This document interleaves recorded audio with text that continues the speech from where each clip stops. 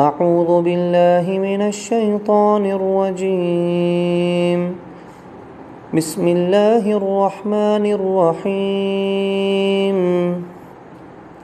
يا أيها الذين آمنوا كتب عليكم الصيام كما كتب على الذين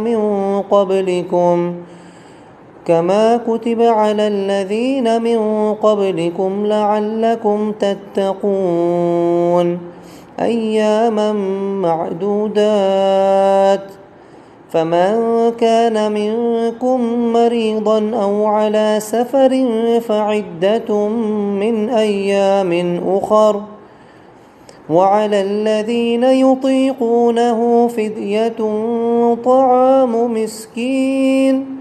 فمن تطوع خيرا فهو خير له، وأن تصوموا خير لكم إن كنتم تعلمون.